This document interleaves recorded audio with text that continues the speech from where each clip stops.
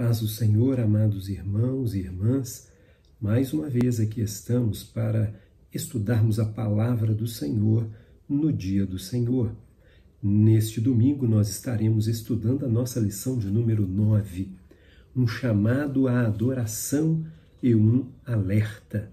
Nós vamos nos debruçar neste estudo e deixar que o Senhor fale conosco. Nosso texto áureo, ele diz assim, está no Salmo 95, que este salmo é o salmo que estaremos estudando neste domingo. Diz assim o Salmo 95, versículo 6, Ó, vinde, adoremos e prostremo-nos, ajoelhemos diante do Senhor que nos criou. Esse é o nosso texto áureo. E a nossa verdade prática, ela diz assim, a adoração envolve cântico, alegria, reverência, proclamação, mas também obediência. Nós vamos estudar neste salmo, logo no tópico de número 1, primeiro tópico, um convite à adoração. E o comentarista, ele comenta que este salmo ele é um chamado ao povo a cantar ao Senhor. Esse convite ressalta dois importantes pontos no ato de louvar ao Senhor. Nós vamos ver isto nessa lição logo no tópico 1. E também o louvor deve ser dirigido ao Senhor e não ao homem. Ele faz esta advertência. É interessante, irmãos, esta pergunta que ele nos faz aqui, em que consiste e para quem são os louvores? Isso aqui é uma coisa que nós vamos meditar, nós vamos nos debruçar para quem são os louvores. E logo aqui no tópico 1.2 ele está acima de todos os deuses. O salmista identifica as razões pelas quais se deve adorar ao Senhor. Logo após nós vamos estudar a respeito de ídolos, que vêm a ser, o que são ídolos? Será que é somente aquela estátua de madeira, de prata ou de ouro que uma pessoa pode se prostrar diante dela? Será que é só isso? Nós vamos entender que não é somente isso. O apóstolo João, ele nos ensina, nos adverte, filhinhos, guardai-vos dos ídolos, 1 João 5, 21. E também o apóstolo Paulo, ele nos exortou, fugir da idolatria, em 1 Coríntios, capítulo 10, versículo 14. E nós vamos entender que ídolo é tudo aquilo que possa tomar o lugar de Deus. Vamos nos debruçar sobre este estudo mais adiante, entendendo, ponto 2, entendendo o que é adoração. Ele vai nos falar sobre a adoração doméstica e também a adoração pública. Estaremos estudando isso. E a forma de adoração no 2.2.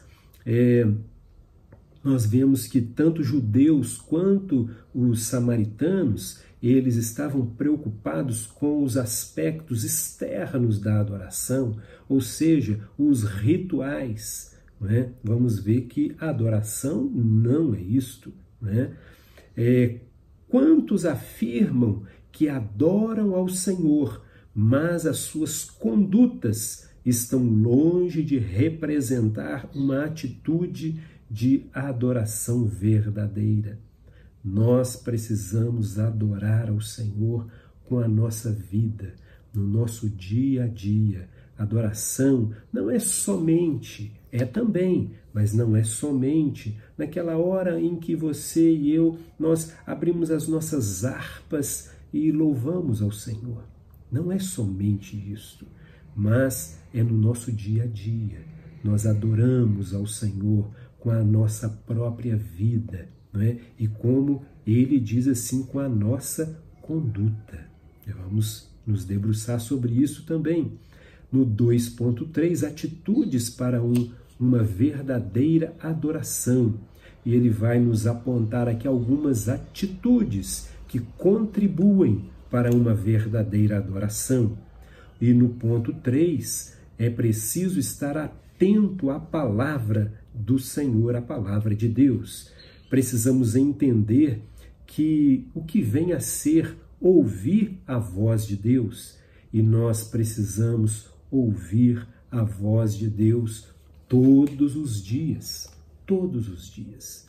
E finalizando, no 3.2, não endurecer o coração. Vem aí um alerta, para nós, para o povo de Deus.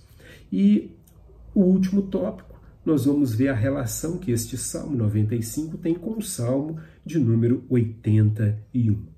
E nós concluímos dizendo o seguinte, que já nestes estudos no livro dos Salmos, nós aprendemos, nós já percebemos que os Salmos, além deles serem hinos de adoração, de louvor a Deus, de orações e súplicas ao Senhor, eles também nos oferecem ensinamentos, instruções, advertências que a palavra de Deus tem para nós.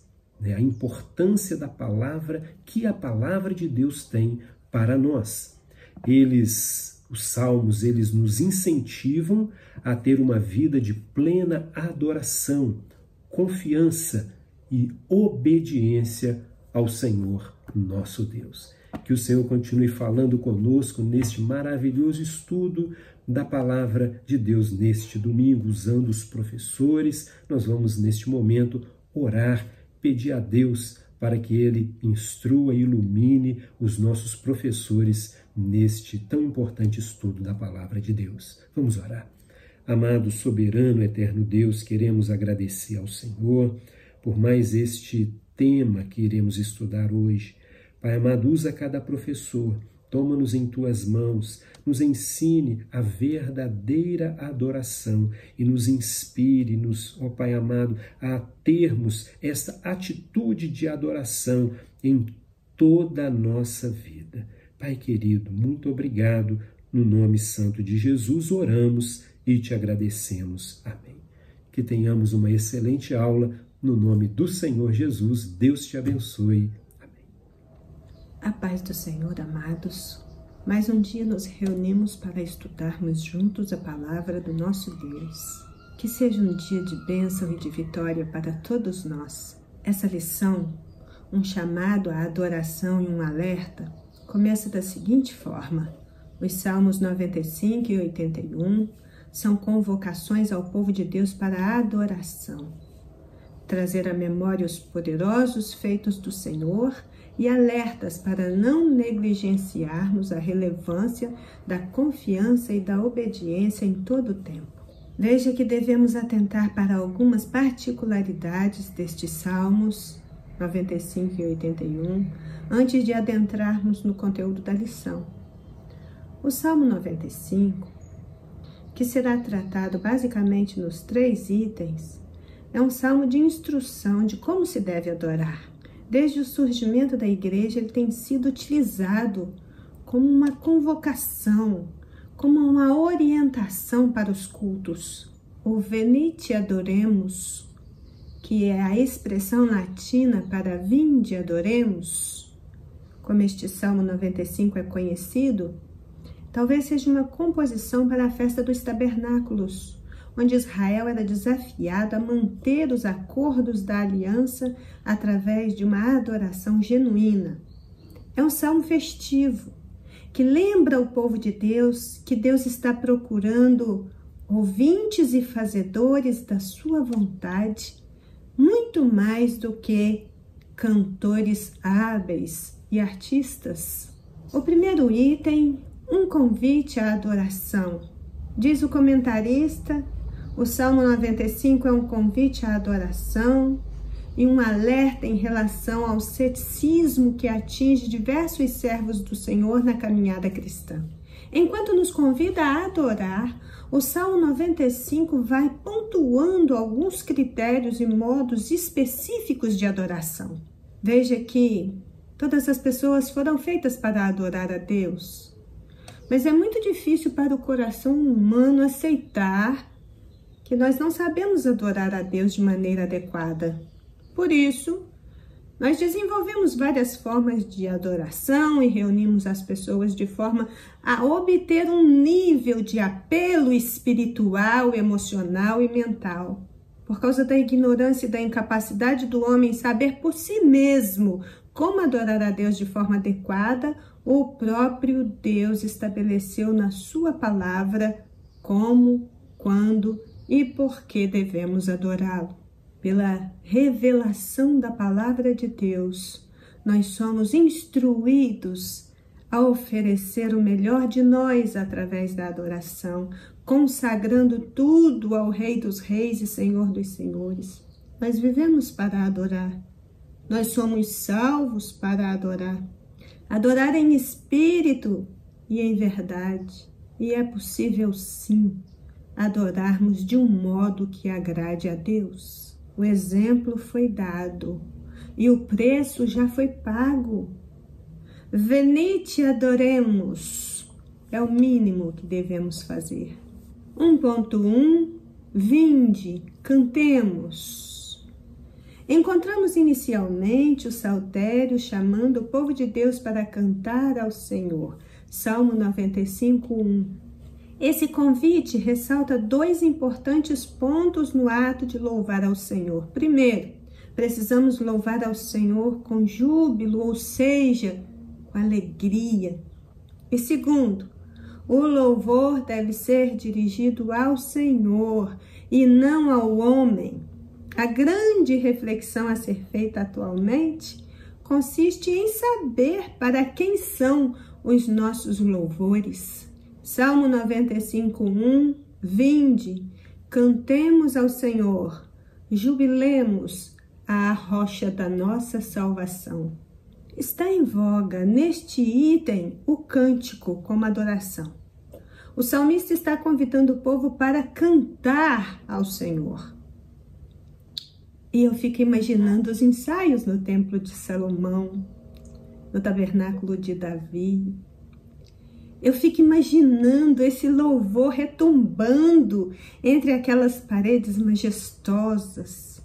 E também na festa dos tabernáculos, a última das festas anuais de Israel, que lembrava a nação acerca das bênçãos que lhes foram concedidas no passado. Lá no final do Antigo Testamento, no livro de Neemias, muitos séculos depois dos reinados de Davi e Salomão, nós vamos ler em Neemias 12:46, porque já nos dias de Davi e de Asaf, desde a antiguidade, havia chefes de cantores e cânticos de louvores e ações de graças a Deus. Sempre existiu.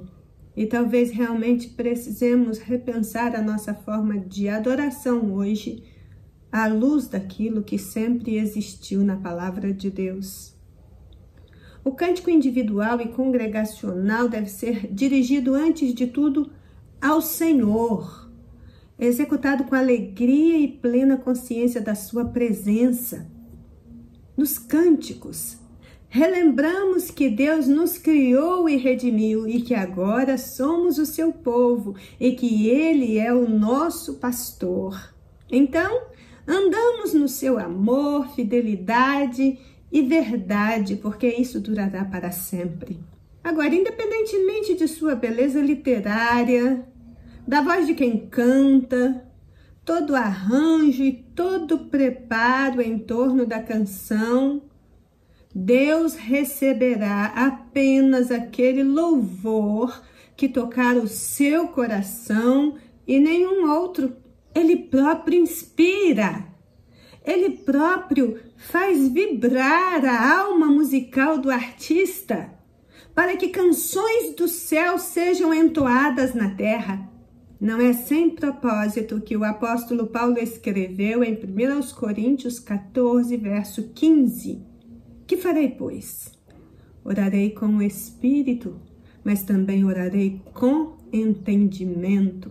Cantarei com o Espírito, mas também cantarei com entendimento. Mais do que cantar bonito, mais do que agradar a plateia, É preciso cantar um louvor que Deus recebe. Precisamos de música divina invadindo nossa alma e nosso espírito. Precisamos cantar louvando a Deus e adorando-o na beleza da sua santidade. Mas para quem são os louvores que se cantam hoje? É a pergunta que o comentarista faz. Vinde, cantemos, adoremos a rocha da nossa salvação. Mas cantar o quê? Como? Para quem? Quando? Onde? Todo cântico cantado em nossas igrejas cumpre o papel primordial de adoração, ou pelo menos devia cumprir. Mas pensem comigo, houve um momento na eternidade em que um som destoante se ouviu. Desde então a música foi corrompida e os louvores nunca mais foram tão somente para Deus. E quem não vigiar, pode acontecer de estar prestando sua adoração a um outro ser que não é Deus. Somente a eternidade irá revelar os detalhes da entrada do pecado no universo. De repente, em meio à música e à harmonia divina, da criação e das criaturas, Lúcifer, o querubim ungido, se levanta para declarar a sua própria vontade contra a vontade divina. O líder dos cânticos e da música celestial contempla sua própria beleza, sabedoria, unção e ministério e se enche de soberba, orgulho, arrogância e vontade própria. E então a rebelião se manifesta. A dissonância, que é feita de harmonia. O conflito de notas musicais é ouvido em todo o universo. A rebeldia contra a vontade de Deus se manifesta. A obediência dos anjos das hostes é posta à prova. Alguns preferiram seguir Lúcifer e são banidos do paraíso de Deus. O pecado rompe a harmonia do universo de Deus. O pecado produz dissonância. A melodia majestosa se transforma em deprimente melodia em tom menor. Uma nota diferente é ouvida no universo. A harmonia divina havia se rompido. Assim, Lúcifer não perdeu o seu ministério de música, ele simplesmente o corrompeu. Hoje, a música é uma das principais armas usadas por Satanás para desviar as pessoas de Deus e do Senhor Jesus. Satanás conhece muito bem o poder da música. Quantas pessoas hoje, envolvidas no ministério da música e da adoração na igreja, também têm trilhado pelo mesmo caminho. O salmista, no Salmo 95, nos introduz neste questionamento de como devemos adorar e na impossibilidade de irmos adiante com esse assunto tão importante. Eu deixo aqui algumas perguntas para a nossa reflexão pessoal em relação à música na igreja. Qual estilo musical é aceitável diante de Deus? Qualquer música pode ser cantada na igreja, desde que a intenção seja adorar a Deus? O que é considerado belo e relevante em termos musicais na atualidade se ajustam também aos padrões divinos de adoração? E quando cantamos músicas de grupos declaradamente hereges, mas que são tão lindas, tão aparentemente ungidas, que não damos a mínima importância ao fato de serem produções de pessoas que consideramos reprováveis do ponto de vista doutrinário. Nós estaríamos com isso incorrendo em algum erro?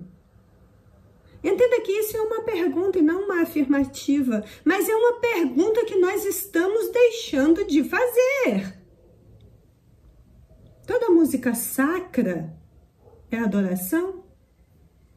E o que podemos pensar do deboche declarado, da falta de reverência que caracteriza muitos envolvidos com o ministério musical? E ainda tem a questão do advento da música industrial evangélica, que além dos hinos tradicionais foram disponibilizadas para uma audiência com novas modalidades musicais, com a adoção de estilos mundanos. E aí nós temos aí o funk gospel, o axé music gospel, reggae gospel, samba gospel, rock gospel, hip hop gospel, etc, etc, etc. Sendo que o fenômeno musical gospel é cada vez mais proeminente na cultura religiosa brasileira. O entendimento que circula no meio daqueles que estudam esse fenômeno é que, na origem do canto litúrgico, as igrejas que não adotarem o gospel vão atrofiar. Seria isso uma tentativa de sacralização do profano? São perguntas que eu me faço, busco respostas, porque eu, assim como você, quero adorar a Deus também com cânticos, com louvores que sejam aceitos por Deus. E certamente as questões não param por aí. 1.2, o nosso Deus está acima de todos os deuses. Do versículo 3 do Salmo 95 em diante, o salmista identifica as razões pelas quais se deve adorar ao Senhor. E a primeira delas consiste no fato de que o Senhor é o grande rei acima de todos os deuses.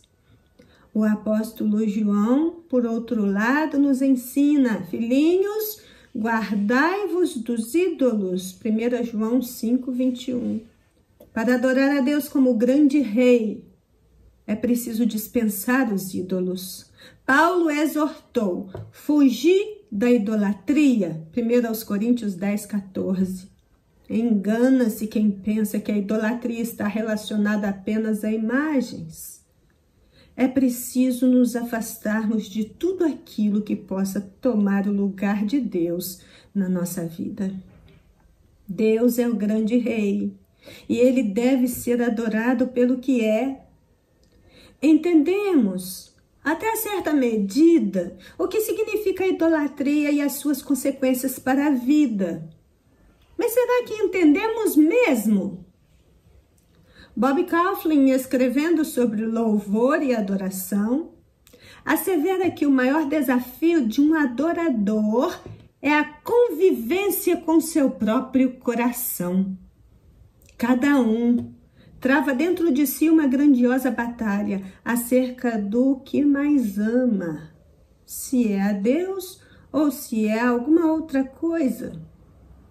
Um louvor absoluto a Deus exige a quebra dos ídolos. Ser templo do Deus vivente implica em lutar contra todo tipo de idolatria que existe em entrar para dentro da casa de Deus. A grande questão é a identificação do ídolo hoje, fora das suas vestimentas usuais. Talvez por isso mesmo muitos não consigam discernir o seu comportamento idólatra, quando, por exemplo, sentem muito prazer na autoglorificação. O problema da autoglorificação é muito sério e o individualismo exagerado do mundo moderno contribui para que as pessoas sejam extremamente egoístas e autocentradas e ainda entendam isso como natural. Não consegue enxergar o quanto as suas ações estão desvirtuadas do projeto original de Deus. Eu diria que a fonte original de toda sedução e mania de grandeza que impera na atualidade com um fôlego nunca visto está exatamente no fato de que Lúcifer não perdeu o seu ministério, ele simplesmente o corrompeu, como nós já dissemos anteriormente. De ministro do céu, ele passou a ministro de demônios.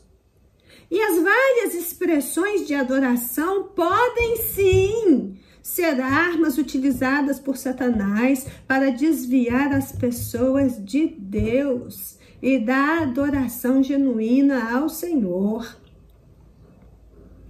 Alguém com sentimento de superioridade, mania de grandeza, cheio de si mesmo, seduzido pelo que acha que pode fazer, talvez não se contente com o que Deus tem a oferecer. E o resultado prático disso é não adotar um comportamento redimido e santo, seguindo então pelo caminho do querubim ungido. Essa é uma infeliz observação que pode ser feita ao atentarmos para o curso da história. Entre os musicalmente criativos, é grande o número daqueles que fazem a opção pelo trágico caminho de Lúcifer. O caráter dos que deveriam estar plena e irrevogavelmente dedicados a Deus e a sua obra mostra o elemento rebelde, que busca mais a glória humana e a satisfação pessoal do que o que poderia se esperar dos artistas plenamente ungidos, plenamente separados, plenamente dedicados, plenamente santos e com grande potencial para tocar os recônditos mais profundos da alma humana através do seu talento. Quem sabe esse tempo de distanciamento social tenha contribuído também para mudar um pouco esse quadro. Esse tipo de comportamento já invadiu as igrejas, é claramente percebido.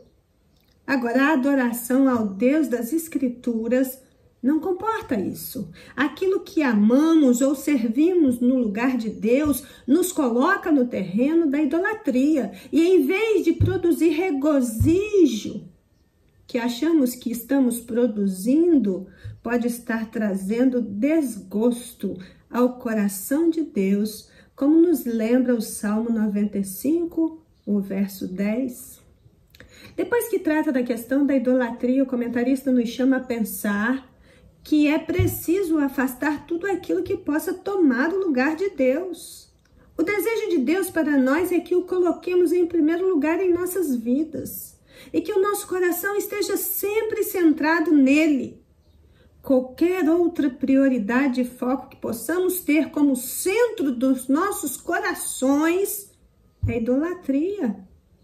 O fato é que amamos nossos ídolos e simplesmente abrir mão deles não é uma opção para muitos. Amam ser reconhecidos, amam ser venerados, amam o poder que isso lhes confere. O Senhor é o único digno de todas as nossas afeições. O Senhor deve ser o centro das nossas vidas. O Senhor deve ter total preeminência.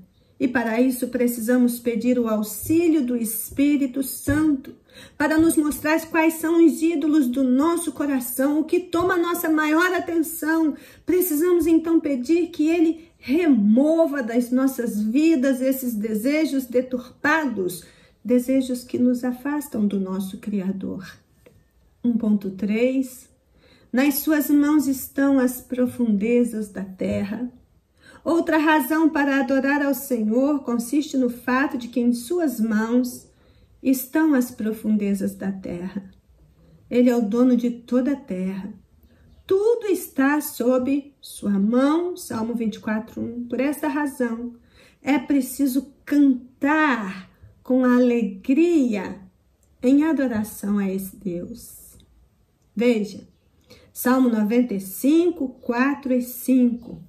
Nas tuas mãos estão as profundezas da terra, as alturas dos montes são suas, seu é o mar, e ele o fez, e as suas mãos formaram a terra seca. Também Salmo 21, 4. Do Senhor é a terra e a sua plenitude, o mundo e aqueles que nele habitam. Toda a criação de Deus é algo tão majestoso que até será usado como critério de julgamento. Ninguém poderá se defender dizendo que não conhecia a Deus, porque ele não se fez conhecer. Veja Romanos capítulo 1, versos 19 e 20, que diz: porquanto o que de Deus se pode conhecer neles se manifesta, porque Deus o manifestou. Porque as suas coisas invisíveis, desde a criação do mundo, tanto o seu eterno poder como a sua divindade se entendem e claramente se veem pelas coisas que estão criadas, para que eles fiquem inexcusáveis. O que entendemos pela fé nos dá a condição de adorá-lo pelo que ele é. E o que é que entendemos? Hebreus 11:3, pela fé nós entendemos que os mundos pela palavra de Deus foram criados de maneira que aquilo que se vê não é feito do que é aparente. Então vem essa questão da cosmologia, que em seu sentido genérico é o ponto de vista humano de como o mundo foi criado. Cada religião tem a sua própria cosmologia, mas a cosmologia bíblica, ela lida com a criação e está preocupada com o estudo dela à luz das escrituras, dando a Deus a parte que lhe cabe como Criador Supremo.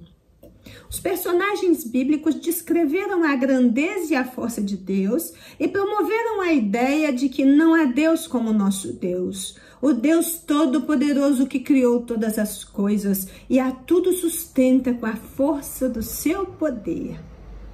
E então, quando pensamos em um Deus assim, magnificente, poderoso, compassivo, misericordioso, justo e bom, fica fácil tomarmos posse e explicarmos com propriedade os efeitos produzidos através do ato inicial de Deus, que criou tudo e todos para louvor da sua glória.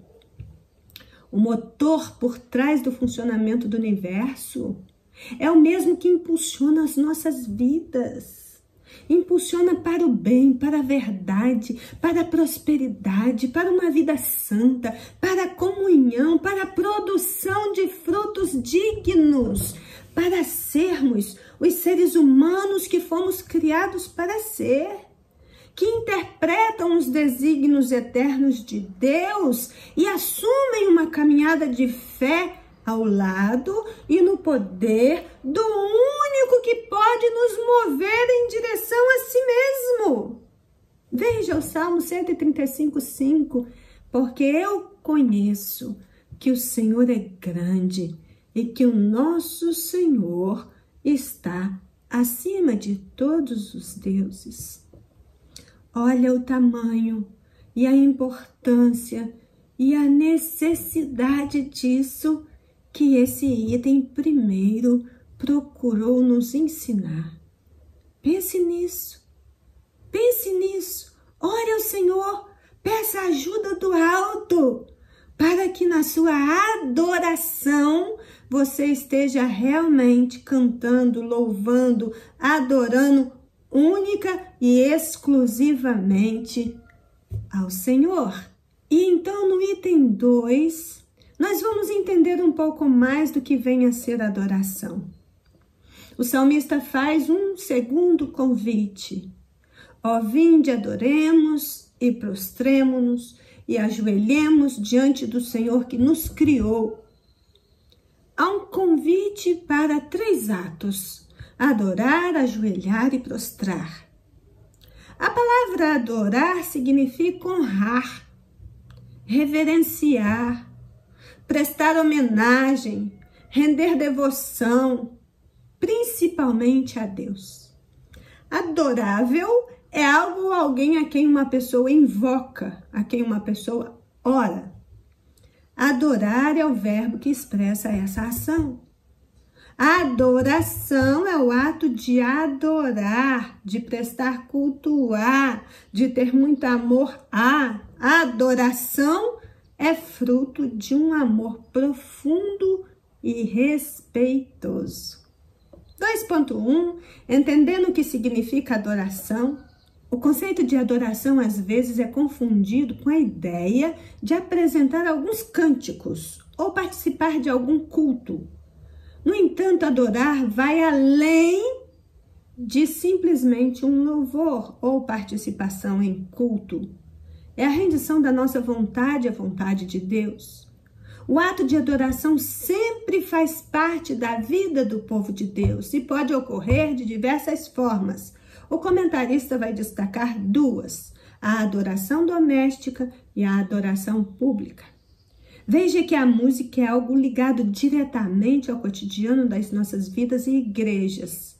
E por isso se reveste de tanta importância o aprendizado a respeito do seu significado prático. Ela é um potencial instrumento de adoração e a expressão de adoração mais utilizada. A presença da música e do cântico na adoração é tão forte e decisiva que muitos caem no erro de associar sempre a adoração com a música como se uma não existisse sem a outra. A adoração é muito mais que música, entretanto, utiliza-se dela e de sua acessibilidade aos mais profundos recônditos da interioridade. A intenção ao estudar esse assunto é nos estimularmos mutuamente a conhecer e prosseguir conhecendo o Senhor, porque deste conhecimento depende nossa vida aqui, agora e na eternidade. Louvar não é apenas misturar rimas, ritmos, sons. Louvor é produto do caráter, da autêntica vida com Deus, da verdadeira espiritualidade. Louvor nunca foi somente música, mas música e louvor são inseparáveis. O uso da música vai resultar em louvor a Deus ou em louvor a qualquer outra coisa ou pessoa. Há uma música cristã contemporânea que tem se afastado drasticamente dos padrões bíblicos. É comum observar nos dias de hoje um grande empobrecimento e uma irreverência assustadora na produção artística musical que deveria estar a uso do Senhor, mas que não tem servido para absolutamente nada a não ser envergonhar o Evangelho. Nós também corremos o risco de perder a herança da enologia, visto que alguns dos melhores hinos da nossa fé caem na negligência, sendo trocados por letras banais, dentro daquelas melodiazinhas que não saem da cabeça. É uma crise e a igreja está sofrendo espiritualmente. A diferença principal é que a maioria das músicas gospel são expressões de testemunho pessoal, visando tocar uma audiência formada de muitas pessoas, enquanto a maioria dos hinos clássicos eram músicas de louvor, dirigidas direta e exclusivamente a Deus. O descontentamento com o estado de coisas estabelecido pela tradição, pelos costumes, pela pregação bíblica teologicamente orientada, está perdendo espaço para uma visão do cristão light, com valores relativizados, em processo de sacralização do profano, ou seja, de tornar o impuro puro, o mundano é religiosamente aceitável, para que a pessoa possa comer o melhor dessa terra, ainda nessa terra, sem precisar esperar pelo porvir. Mas nós não aprendemos assim com Cristo nem com os Salmos. Com eles aprendemos que a adoração é a rendição da nossa vontade à vontade de Deus.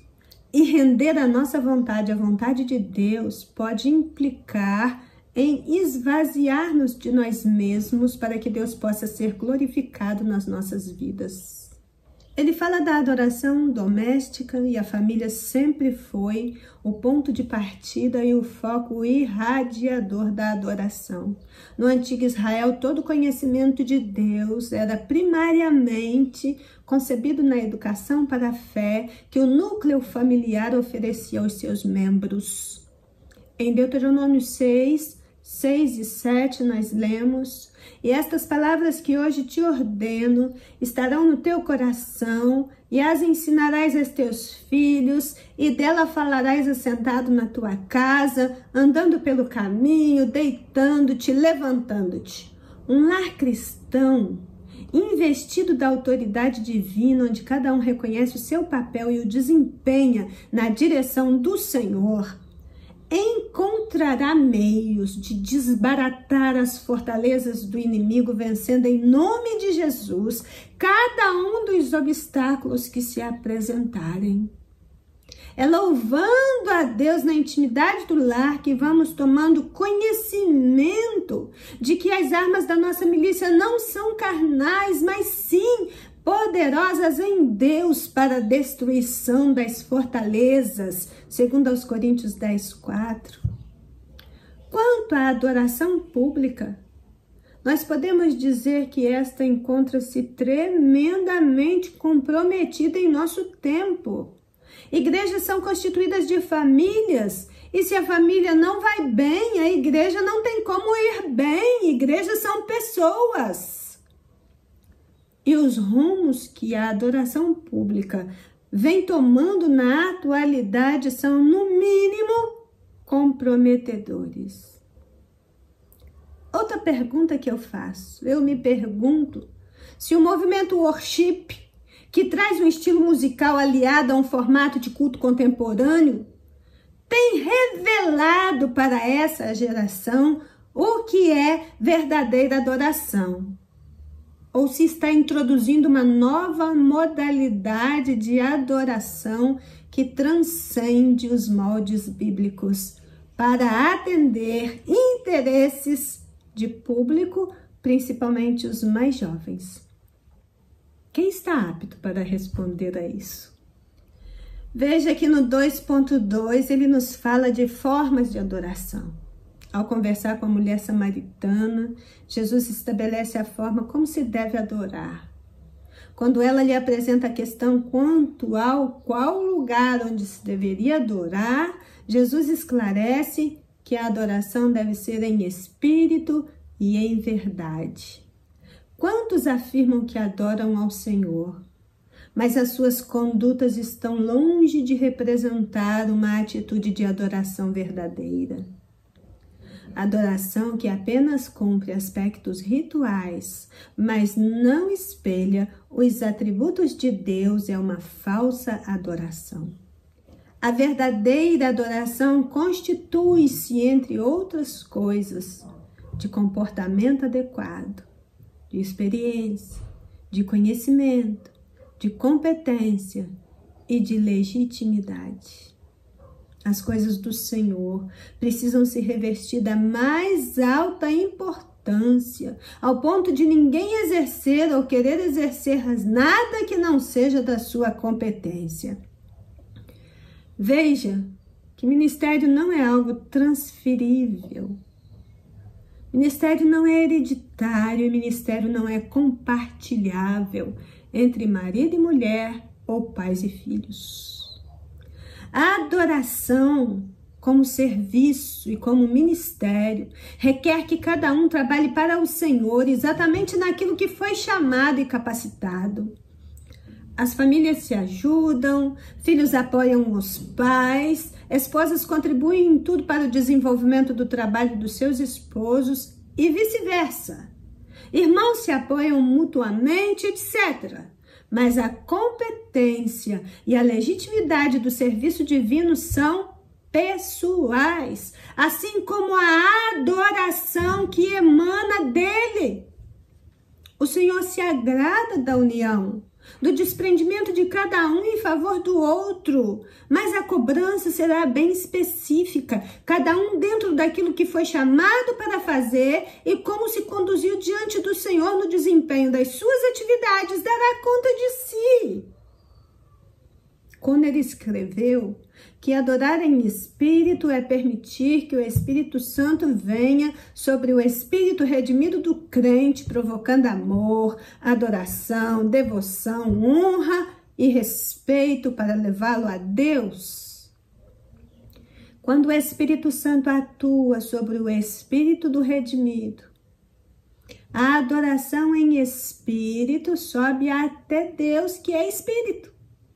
O crente é nascido de novo em espírito pelo Espírito Santo. Então, o seu espírito precisa estar em união com o Espírito de Deus. Quando o Espírito atua sobre o espírito do redimido, a adoração em espírito sobe até Deus, que é espírito. Isso é adorar em espírito.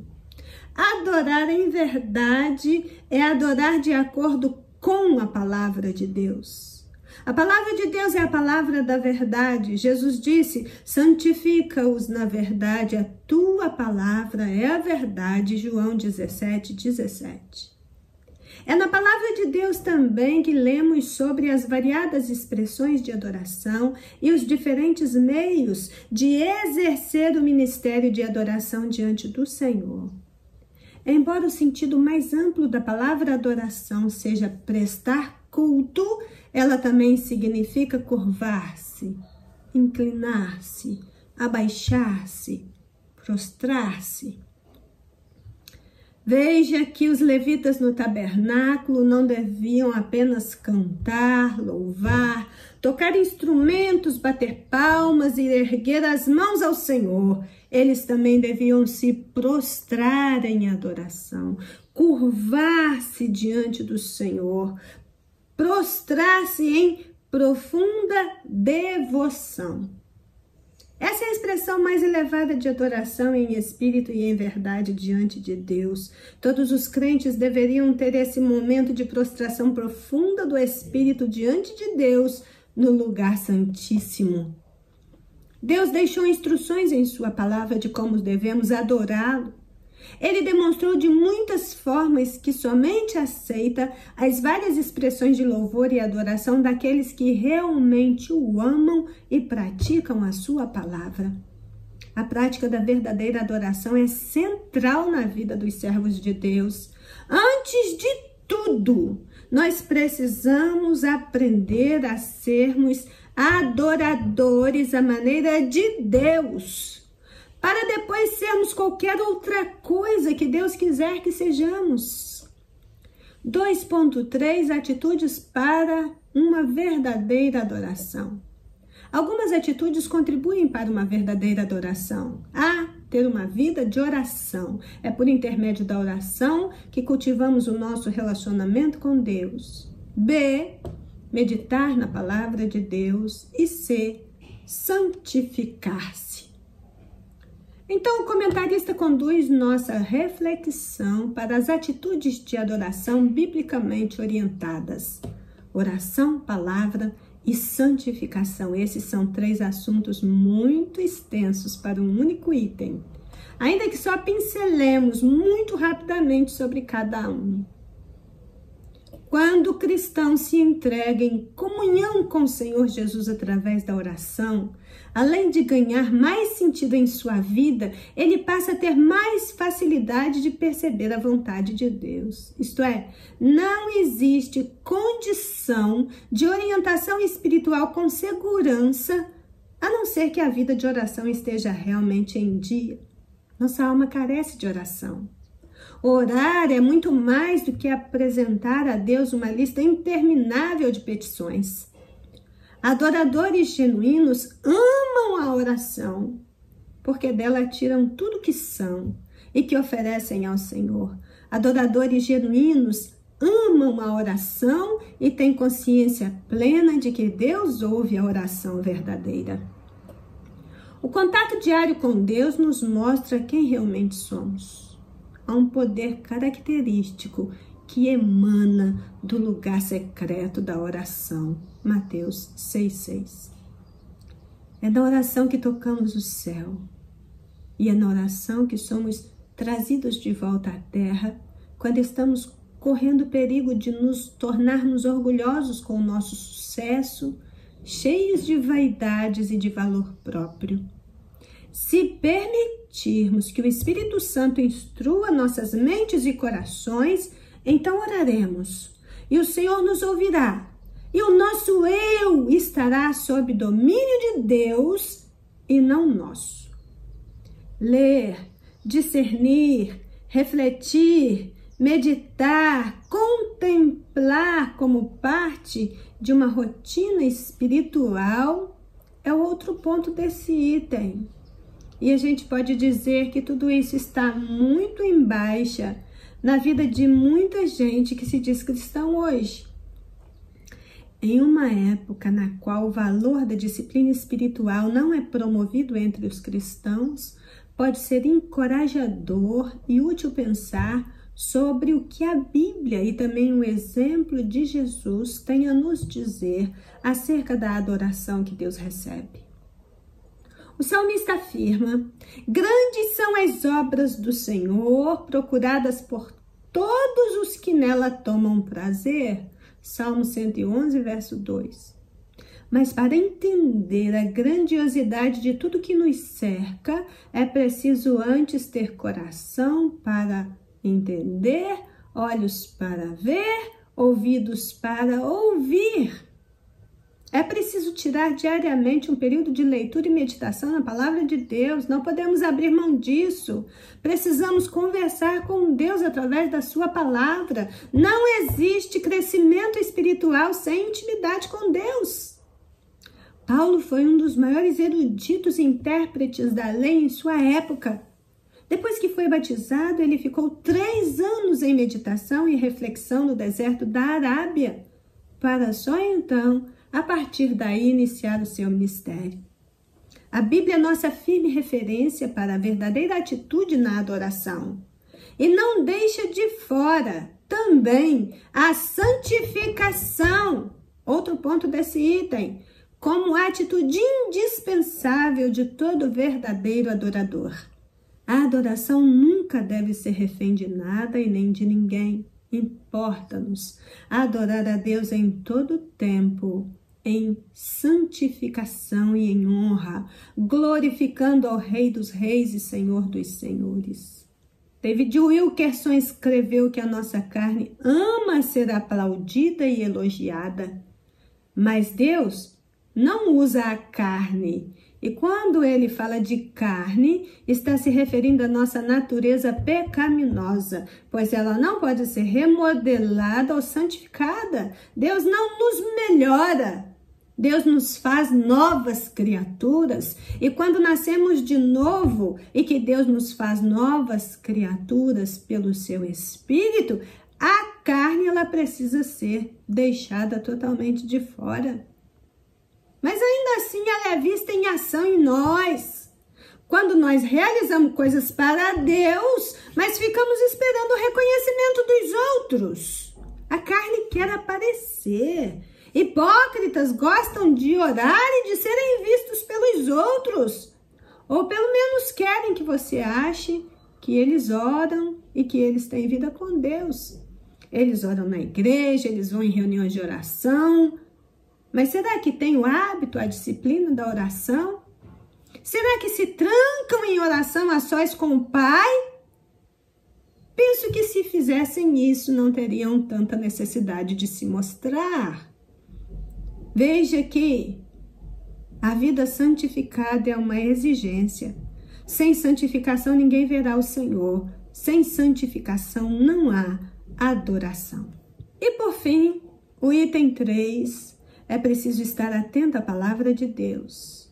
Enquanto adora, o povo de Deus deve manter atenção às admoestações e aos alertas de Deus ao seu povo e procurar aprender para não incorrer nos mesmos erros do passado. Nesse item, nós vamos ler o Salmo 95, dos versos 8 ao 11, junto com Hebreus capítulo 3, dos versos 7 ao 11. E vamos ver que o escritor aos Hebreus está repetindo exatamente as palavras deste salmo. Todavia, a carta aos Hebreus tira o foco do povo de Israel e transfere a responsabilidade para os cristãos de todos os tempos. Lendo o contexto, você vai entender que hoje é aqui e agora. O vós é uma referência a nós mesmos. E o descanso prometido não é Canaã, mas é a nossa salvação. Os erros do passado estão registrados para ensino nosso, mas cabe a cada um assumir a parte que lhe cabe no processo da adoração que Deus recebe, tomando cuidado para não repetir os mesmos erros. 3.1 Ouvir a voz de Deus. O Salmo 95 alerta para o dever de ouvir a voz de Deus, Salmo 95, 7. Precisamos entender o que vem a ser ouvir a voz de Deus. O salmista está falando de obediência, de observar os estatutos do Senhor, de seguir a sua vontade. As ovelhas ouvem a voz do seu pastor, atendem à sua determinação e o seguem. A voz de Deus precisa ser ouvida todos os dias e a obediência precisa ser praticada diariamente. Estamos entendendo pela forma de expressão do comentarista que ele está associando o ouvir a voz de Deus a uma vida de obediência. Isso faz sentido porque quem ouve a voz de Deus tem prazer em obedecer a sua palavra. E também porque ouvir, escutar na língua hebraica tem também o sentido adicional de obedecer. Veja o que está registrado em Eclesiastes 5:1. Guarda o teu pé quando entrares na casa de Deus. Inclina-te mais a ouvir do que a oferecer sacrifício de tolos, pois não sabem que fazem mal. Ouvir a voz de Deus é ouvir Deus falando através da sua palavra, sendo este um ato primário de adoração. É tempo de ouvir Deus através da sua palavra. É tempo de pensarmos mais nas coisas que são de cima. É tempo de buscarmos a face do Senhor com mais diligência. Uma vez estando com os ouvidos atentos para ouvir, nós vamos adentrando no caminho da obediência. Em todo tempo e lugar, a fé comporta simultaneamente uma confissão de boa vontade e uma vida renovada na obediência a Cristo, no Cristo crido e confessado. A necessidade de cultuar ela é satisfeita mediante a obediência aos mandamentos divinos. E a adoração se completa por meio da obediência. A obediência sempre pavimenta o caminho para a instrução. A instrução nos dirige para a vereda da obediência e na obediência adoramos. 2.1 Não endureçais o vosso coração. O Salmo alerta o povo de Deus a não endurecer o coração como em Meribá e como no dia da tentação no deserto. O coração endurecido é uma terra rochosa. A semente não será plantada e, consequentemente, não haverá produção de frutos. Nossa terra precisa estar preparada para receber a palavra de Deus e assim produzir frutos. Portanto, precisamos refletir acerca do caráter de Cristo. Meribá e Massá significam disputa e provocação. São dois nomes de localidades que resumem o espírito azedo e cético de Israel na sua viagem pelo deserto. A dureza do coração dos israelitas é uma particularidade que conhecemos muito bem pelas Escrituras. Em vez de confiarem em Deus e avançarem ousadamente para a terra da promessa em simples dependência do seu braço onipotente, eles os provocaram com a sua incredulidade. Eles menosprezaram a terra agradável e eles foram compelidos a retroceder naquele grande e terrível deserto. A dureza do coração do homem é um fator indissociável, está extremamente ligado à sua própria natureza incrédula. Mas há uma palavra de juízo para os que assim procedem. Em Romanos 2:5 lemos que segundo a tua dureza, segundo o teu coração impenitente, entesouras ira para ti no dia da ira e da manifestação do juízo de Deus. O maior perigo da dureza de coração é que ele venha se tornar uma terra estéril e a consequência mais provável é virar as costas para Deus, é apostatar. Nesse caso, O cão volta ao seu próprio vômito e a porca lavada ao espojadouro de lama, 2 Pedro 2:22. Vejamos ainda para finalizar a relação do Salmo 95 com a mensagem do Salmo 81. O Salmo 81 possui uma relação com a mensagem apregoada no Salmo 95. Inicia conclamando o povo à adoração. É um cântico festivo, mas também um alerta ao povo de Israel quanto ao caminho da desobediência. O Salmo 91 também possui a mesma natureza festiva, também foi composto para a festa dos tabernáculos e a sua proximidade com o Salmo 95 é inegável. Ele é um chamado a um canto de júbilo. Exultai, jubilai, salmodiai, tocai instrumentos, porque é isso que Deus espera do seu povo. Quando ele menciona que isso é uma lei, vem então uma pergunta: como pode alguém regozijar-se se está tão somente cumprindo uma ordem? Em toda a Bíblia não existe dificuldade nenhuma em relação a isso. Obedecer à lei de Deus é um prazer. Há uma base muito sólida para a alegria dos fiéis, como também há modos muito válidos de compartilhar esta alegria. Há, porém, uma advertência. Salmo 81, versos 9 e 10. Não haverá entre ti deuses alheios, nem te prostrarás ante a um Deus estranho. Eu sou o Senhor teu Deus, que te tirei da terra do Egito. Abre bem a sua boca e a encherei. Sirva a Deus, somente a Deus. Não se aparte da presença do Senhor. Exalte aquele que te tirou do Egito, da terra da servidão, e adore a Deus. Abre bem a tua boca, que o louvor a Deus fluirá. E a perfeita adoração terá lugar na sua vida. Nenhum tempo é impróprio para louvar a Deus. No entanto, há alguns tempos marcados, não para Deus se encontrar conosco, porque Ele está sempre conosco e nós estamos na presença dEle durante todo o tempo. Mas há tempo marcado para nos encontrarmos uns com os outros, a fim de que nos juntemos num grande louvor a Deus. As lembranças do tempo de escravidão são muito claras. A festa dos tabernáculos foi instituída por Deus para que os hebreus se lembrassem de agradecer a entrada em Canaã e porque não precisavam mais habitar em tendas como errantes. Outro motivo era a celebração, porque a peregrinação no deserto havia acabado. Para nós, igreja, ainda aguardamos o cumprimento destas sombras, pois ela nos trará exatamente a mesma coisa, a gratidão por entrarmos na Canaã celestial e a celebração pelo fim da nossa peregrinação neste mundo. Este salmo, junto com o Salmo 95, foram compostos para marcar esse momento. Mas os versos 13 e 14 trazem novamente um tom afetuoso. Você vai ver que durante o período deste salmo, assim como no Salmo 95, Deus se mostrou muito desgostoso com seu povo.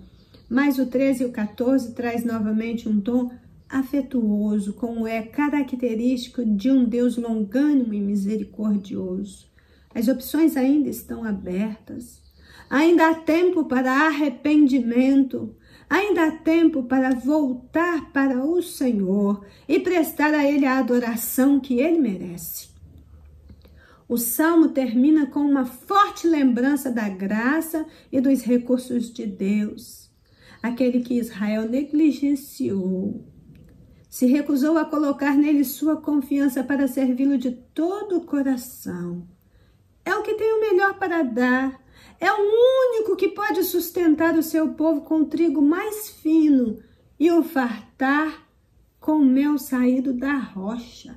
Mas Israel se fez cego para ver, surdo para ouvir, e todo aquele que desprezar o que graciosamente recebeu da parte de Deus, repetirá o mesmo comportamento tolo e desvairado de quem tem uma dura cerviz e um coração obstinado. Então fiquemos só com a adoração. Vamos exaltar a Deus, nossa fortaleza. Vinde, adoremos. Venite, adoremos. Rendamos graças ao Deus de toda glória, porque é tempo de buscar ao Senhor. Como conclusão, o comentarista escreveu que os salmos não são apenas hinos de adoração, mas também instruções e advertências para o povo de Deus não desprezar a importância da palavra de Deus e cultivar uma vida de confiança e obediência ao Senhor. Como aprendemos com este estudo? Aquele que tem coração sensível, mente esclarecida, preste atenção no que Deus está falando através desta lição. Vinde, adoremos, adoremos, adoremos em espírito, adoremos em verdade aquele que merece o nosso louvor, toda a honra e toda a glória. Que o Senhor nos abençoe e nos guarde. Que o amado da nossa alma instrua a nossa mente, o nosso coração nesse dia. Amém? Clear the stage and set the sound and lights ablaze. If that's the measure you must take to crush the idols. Jerk the pews and all the decorations too, until the congregation's fueling half revival. Tell your friends that this is where the party ends. Until you're broken for your sins, you can't be social. And seek the Lord and wait for what He has in store, and know that great is your reward. So just be hopeful, 'cause you can sing all you want to. Yes, you can sing all you want to. You can sing all you want to and still get it wrong. Oh, worship is more than a song.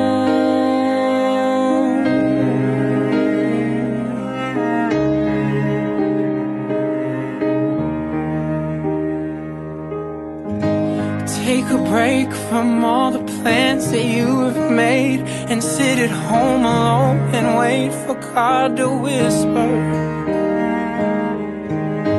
Beg Him please to open up His mouth and speak, and pray for real upon your knees until they blister. Shine the light on every corner of your life, until the pride and lust and lies are in the open. Then read the Word and put to test the things you've heard, until your heart and soul are stirred and rocked and broken.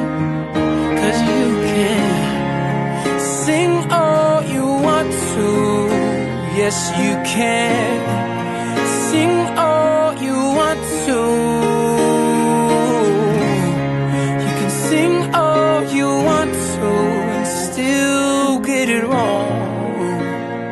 Oh, worship is more than a song. We must not worship something that's not even worth it. You clear the stage, make some space for the one who deserves it.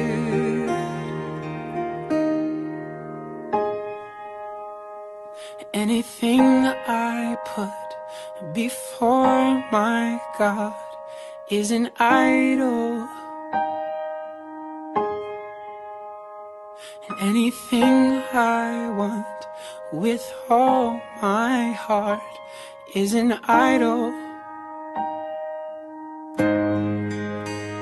and anything I can't stop thinking of is an idol, and anything that I give all my love is an idol. 'Cause I can sing all I want to, yes I can sing all I want to.